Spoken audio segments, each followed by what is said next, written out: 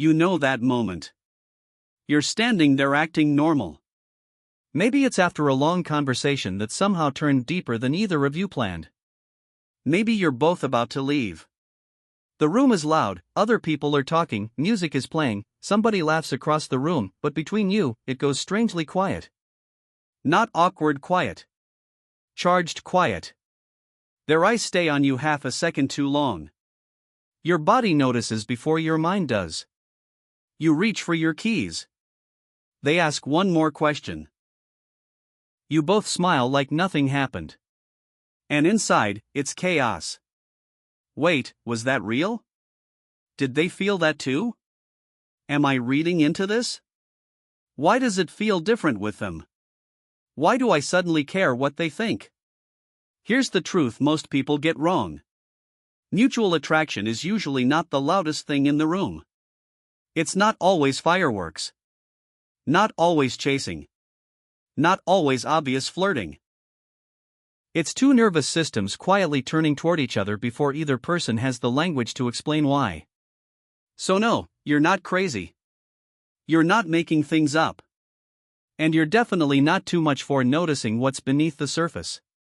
By the end of this video, you'll know exactly how to tell the difference between one-sided chemistry, wishful thinking, and the kind of attraction that is genuinely real on both sides. Let's get into it. The mindset reframe. Most people believe attraction is about intensity. But the real truth is, attraction is about reciprocity. Most couples and honestly, most people in dating have been taught to look for the flashy signs. The long stare. The teasing. The late-night text. The instant spark. But here's what nobody explains: your nervous system is reading attraction long before your mind turns it into a story. And when attraction is mutual, it rarely shows up as confusion for very long. It shows up as a pattern. A rhythm. A quiet but real sense that both of you are participating in the moment. Not just eye contact. Not just flirting. Not just good vibes. But two people whose attention keeps returning to each other because something beneath the surface feels alive, safe, and unfinished in the best possible way. That matters more than people think. Because anxious attraction can feel electric too. So can uncertainty. So can distance. So can the old attachment wound that says, if I can just get them to choose me, then it means something. But mutual attraction doesn't leave one person doing all the emotional lifting. It doesn't make one person overanalyze every crumb while the other stays comfortably uninvolved. When it's real, both people lean in. Maybe differently. But still clearly. One person may be softer. The other may be slower. She feels it as warmth. He feels it as curiosity. They feel it as something they keep coming back to. And that's the part most people miss. Real attraction isn't just about desire. It's about orientation. It's about turning toward. And here's what changes everything: the clearest signs of mutual attraction are not always the most dramatic ones. They're the moments where interest becomes effort, where tension is matched by presence, and where neither person has to drag the connection forward alone. So let's talk about the signs. The real ones. 1. Their attention keeps returning to you. This is the first sign. And it matters. Most people in relationships or in the early stages before one begins think attraction is proven by one big moment. One bold move. One obvious compliment. But most couples miss how attraction really reveals itself, through repeated attention. Not random attention. Chosen attention. Because attraction pulls focus. That's what it does. When someone is genuinely drawn to you, their nervous system keeps orienting back in your direction. Not because they're trying to perform interest, but because something about you feels emotionally and physically relevant to them. You become the person their mind keeps checking for. Are they still here? Did they laugh at that? What did they mean by that look? The disconnecting version sounds like this. Yeah, nice talking to you. Maybe I'll see you around.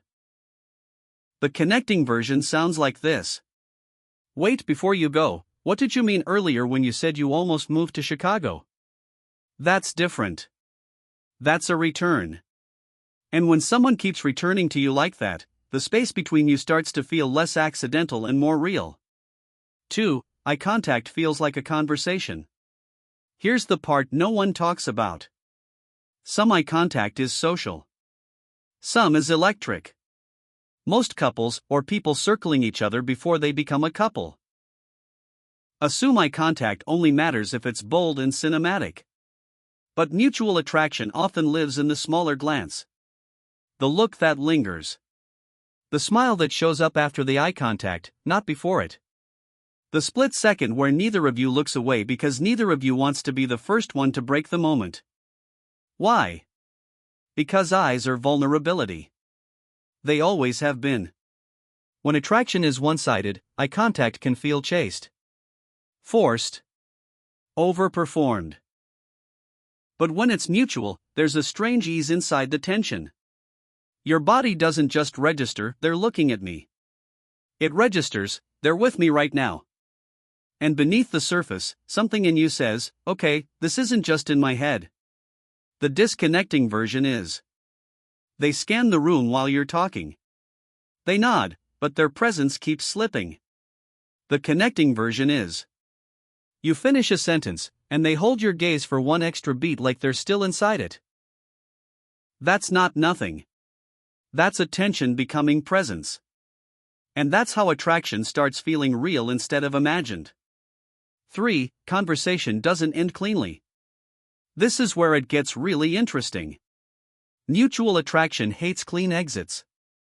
Most people in relationships think good conversation is about chemistry in the moment. But most couples miss the deeper sign. When attraction is real, neither person wants the interaction to close too neatly. They reopen it. Extend it. Add one more question. One more joke. One more reason to stay. Because connection resists ending. Even in tiny ways. Psychologically, this happens because attraction creates unfinished emotional loops. The person matters now. Their response matters. Their presence matters. So the nervous system tries to keep the thread alive. Not obsessively. Just naturally. Don't let this die yet.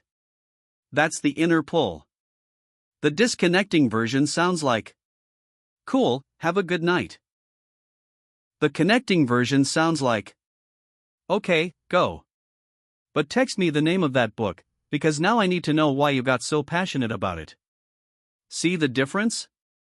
One closes the door. The other leaves it open on purpose. And when both of you keep creating one more reason to stay connected, the distance between strangers starts collapsing fast.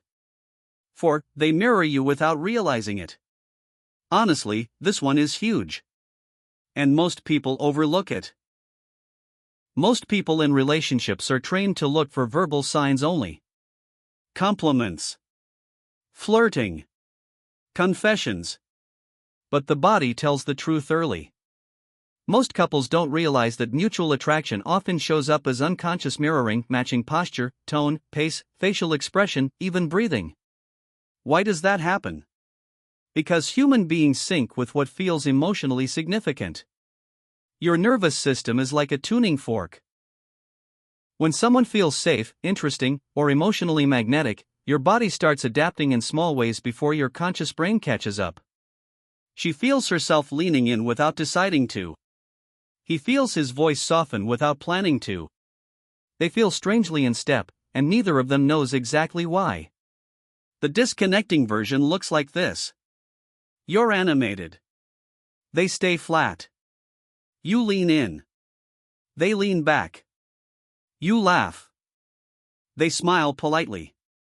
The connecting version looks like this. You lower your voice, and they lower theirs. You tilt your head, and a second later, they do too.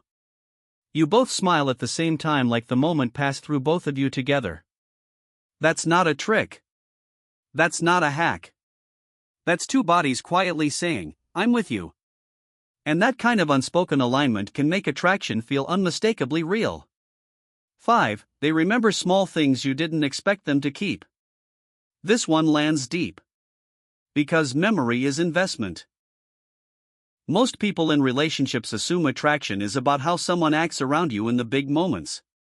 But most couples underestimate what it means when someone remembers the small, almost disposable details. Your coffee order. The story about your sister. The song you said you used to play on repeat when your life was falling apart. That's not random. That's emotional tagging. When someone is attracted to you, their brain gives extra weight to information connected to you. Why? Because you've become relevant. Important. Worth storing. And here's what changes everything: it's not just that they remember. It's what they remember. Usually, it's the little detail that reveals something real about you. The disconnecting version sounds like, "So, wait, what do you do again?" The connecting version sounds like, "You said you get weirdly quiet before big decisions. How did that meeting go today?" That hits differently. Because it says, "I was there when you said that. I kept it. It mattered." And when someone remembers the parts of you that weren't performed for attention, the walls between you start to come down without either of you having to force it. 6. There's teasing, but it feels safe. Not all teasing is flirtation. But safe teasing often is. Most couples know humor matters. But most people in relationships don't always understand why certain teasing creates connection and other teasing creates distance. The difference is emotional safety. Mutual attraction doesn't just poke. It invites. Because when attraction is real, both people are testing closeness. Gently. Playfully. They're asking, "Can I move a little closer to you without losing the feeling between us?" And if the nervous system reads the moment as safe, the joke lands as warmth, not threat. The disconnecting version sounds like, "You're so dramatic." And it lands sharp. A little exposing. A little mean. The connecting version sounds like, "Oh, so you're one of those people who acts chill and then has 17 very specific opinions about tacos." And you can feel the smile inside it. That's the difference. Not sarcasm. Not showing off. Not trying to impress the room. But two people playing inside a space that already feels emotionally kind. And that kind of play turns attraction from tension into connection. 7. Physical closeness starts negotiating itself. And this is the one most couples never figure out. Bodies vote early. Most people in relationships think physical attraction only counts when it becomes obvious touch. Holding hands. Kissing. Sex. But mutual attraction usually announces itself sooner than that. It shows up in proximity. In how often someone chooses the chair next to yours. In whether they angle their body toward you. In whether they find tiny reasons not to create distance. Because attraction wants access. Not ownership. Just access. This is where attachment and nervous system cues matter. If someone is interested but guarded, they may not touch you first. But their body will often still reveal the pull. They hover a little closer. They don't rush to break contact. Their arm brushes yours and they don't react like it was a mistake. Somewhere inside, this feels good is being registered. The disconnecting version is, they create space every chance they get. They step back quickly. They turn away between moments. The connecting version is, your shoulders touch for a second, and neither of you scrambles to fix it. They stand close enough that the air changes. That's not always bold. But it is real. And that's the shift that turns uncertainty into something your body can actually trust. 8. Their voice changes around you. Here's the part no one talks about. Attraction has a sound. Most couples focus on words. That makes sense. But most people in relationships miss how much emotional truth lives in tone. When someone is attracted to you, their voice often changes before their language does. It softens. slows down, gets warmer. Sometimes it gets a little more playful. Sometimes a little more careful. Why? Because the body is managing significance. When someone matters, people instinctively become more attuned, More precise. more emotionally available in the way they deliver themselves. He feels himself speaking more gently than usual. She feels herself laughing from a deeper place. They feel the difference, even if they never name it. And beneath the surface, the thought is often, I want this to land well with you. The disconnecting version sounds like distracted, flat, functional. Yeah, cool, whatever works. The connecting version sounds like, okay, now I need you to explain that to me again, because that was actually adorable. And there's softness all over it. That matters. Because tone is not decoration. It's emotional evidence. And when someone's voice starts making room for you, your heart usually notices before your head does. 9. They turn toward your bids for connection. This one separates fantasy from reality. Pay attention here. Most people in relationships don't lose connection because love vanishes.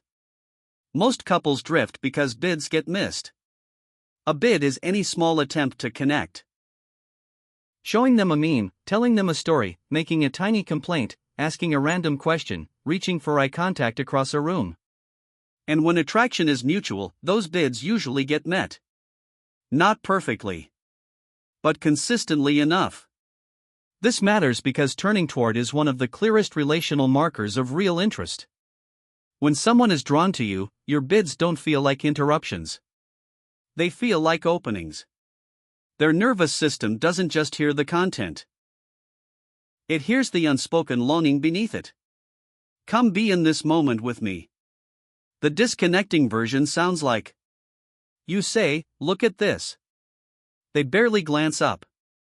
Hum. The connecting version sounds like, you say, look at this. They move closer and go, wait, no, let me see. And suddenly it's a shared moment. Not grand gestures. Not perfect texting. Not constant reassurance. But someone who keeps saying yes to the tiny doors you open.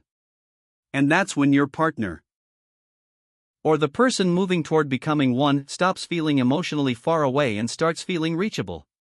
10. They get curious about your inner world.